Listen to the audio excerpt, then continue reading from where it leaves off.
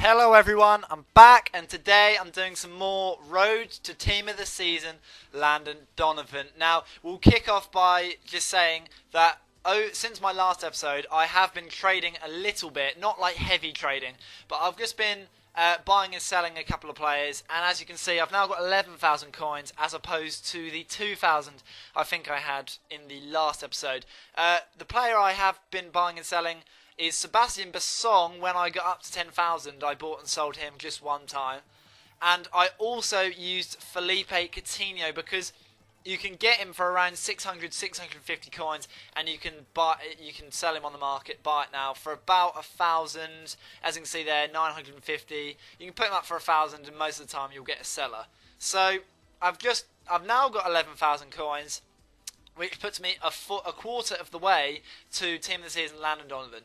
As you can see though, I'm in Division 2, I've got 7 games left, I've got 9 points, and I need to get 8 points from my last 7 games. It's very doable, and as I said last time, if we keep the form up, we're going to win the title. So, I just looked at the players' stamina and their contracts and all that, and contracts are fine, but fitness is a worry for me on that front, because fitness goes down really easily on my team. So what I have to do is keep buying those really extortionately priced fitness cards. But our first opponent anyway is this guy with a La Liga BBVA team. He's got players like Falcao, Benzema, Ozil, Alonso, and Mascherano at the back. Even though he's 86 rated, which is really overrated for Mascherano, he still isn't that good, I don't think, it's centre back. So I was definitely going to run at his defence, but he definitely had a good front line. But I get the ball here, Janino on the edge of the box, absolutely smashes it against the bar, and thank God Marco Di Vaio is quick to react to that, quicker than defenders anyway, because that was a hell of an effort by Janino. But 1-0 anyway in the first couple of minutes. But then something happens there which I don't even know. I've seen the replay about 5 times since I've recorded this, and it wasn't Olave that gives away the penalty. I don't think it was really a penalty, but he gets a penalty anyway in the 30th minute. He takes it with Falcao and he slots it in the goal. And the thing about Falcao on Ultimate Team is I do come up against him quite a lot, and I wouldn't say he's overrated as such, but I think some of his attributes are very overrated. I don't think EA have re-watched him in real life, but there you go, he's overpowered in my opinion. But 1-1 in the 30th minute, get the ball here, and look at that. Look at that long ball. A long ball clearance straight to Karim Benzema, and he just slots it past my goalkeeper just before half-time as well. And that was one of the worst long balls I've ever had on FIFA. I mean, like, that was just so unlucky. But it was like playing Stoke. But we get to the end of the game, and I couldn't really break through his defence. And it was a tough game, and we lost 2-1. And it was a bit of a setback considering my last episode and what happened. But we've got some coins at least, 400 coins that will help out. And as you can see in the stats there, I had so much more possession. I had more shots, not necessarily on target. But there you go. I mean, he took his chances, and fair play to the guy. So we're still on 9 points, but this time we've got 1 less game to get that title, or even just get promoted. But obviously I want to get as many coins as I can. Now I'll come up against this guy who had a Juve badge. I didn't really know what to expect here. But I come up against this guy, and he's got a Serie A team. So, you know, with a Juve badge, probably should have expected that. But he's got Marchetti in goal, who obviously I know all about. Ogbonna at the back. Ogbonna is an absolute tank. You've got Daniele De Rossi, and also that man again, Palacio, up top. He's not in the right position. I don't think any of the players are in the right formation on his team. But Palacio is effective anywhere he plays. But Mattix gets a very fortunate little knockdown there from a header from David Beckham. And the ball is saved by Marchetti, but it falls to Janino, who slots it in and puts us 1-0 up. And in the 30th minute here, lovely bit of play by Donovan. Oh, what am I saying Donovan Ricketts for? Jesus Christ. I can't remember his name. Richards, sorry. And he passes it into Marco Di Vaio. So I can't remember his name. It's just gone blank. As Dane Richards, that's it, sorry. Dane Richards plays it into Di Vaio, 2-0. But in the last minute of the game, he gets a free kick with Mikkeli. And look at this for an absolute perler. You'll see it. He's taking a long run up, but Look at that, man. In off the bar and in off my goalkeeper's foot. I cut out the replay because I didn't really want to waste too much time in this video because it's long enough as it is. But it was a lovely free kick, if not a bit fortunate. But I get the ball here. I just pass it back to the defender, as I usually do. And the ref blows his whistle. And 2-1, it was a massive result for us because, you know, obviously I'm always the underdog.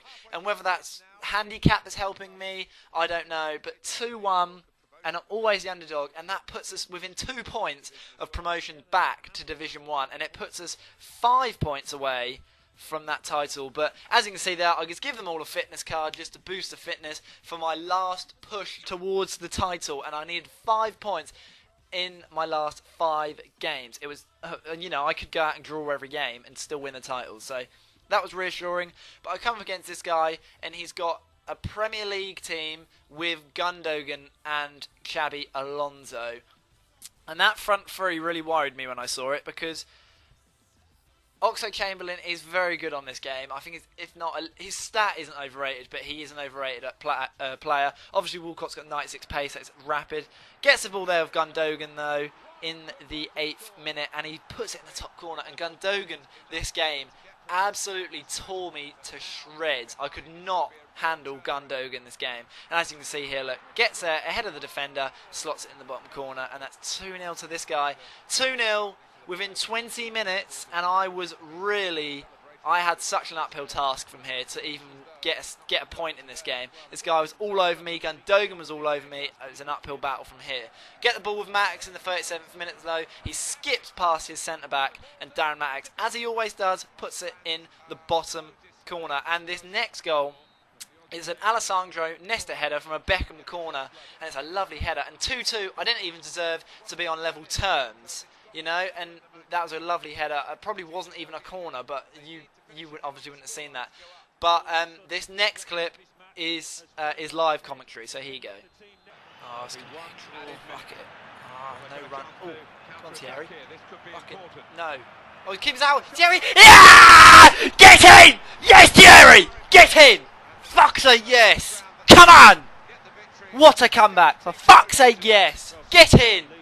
Fucking deserve that. All game. Fucking yes! Get in! Fucking... And as you can tell, I was absolutely buzzing off that goal, and straight from the kickoff, pass it back to my defenders, and it's 3-2. And what a game. You don't get many games like that in Ultimate Team, but when you do, you make the most of them. And I was on such a high at this moment. I mean, 3-2. I didn't deserve anything from that game, let alone all 3 points in such embarrassing circumstances. That was an absolutely massive win, and that put us 2 points away from Division 2 champions, and I had 4 games left, and I could have just fluked the next 4 games and probably won the title. I mean, what a massive, massive win. But this guy, I come up against him, and I was on such a high. I even had to calm myself down a little bit. But I come up against him. He's got a Premier League team, and he's got sort of a Man United team with a couple of Arsenal players on the right-hand side. He's got Cazorla, Vermaelen, Sagna. But that front three of Young, Valencia and Hernandez, it did sort of worry me a little bit because obviously they are all pacey. And if this guy did know how to use this team, like a lot of people obviously do on Ultimate Team, then I could have been in trouble. But Darren Max gets the ball here. It's a defensive error that lets Marco Devay have so much space and time, and he just chips the goalkeeper in the 20th minute. And I'll tell you what, at this point, I was living on a high, because 1-0 up in the 20th minute, I was all over this kid as well up to this stage. He could not handle Marco Devay and Darren Max up front. Not many people can. But 1-0 up anyway in the 20th minute. Marco Devay has a little weave. And yes, there are connection problems. But he still makes them count. And he weaves in and out of the defence and puts it in that bottom corner in the 34th minute. And that's 2-0 up there in the first half. He only had, I think he had 1 or 2 shots, on, not even on target. He probably didn't even have a shot on target.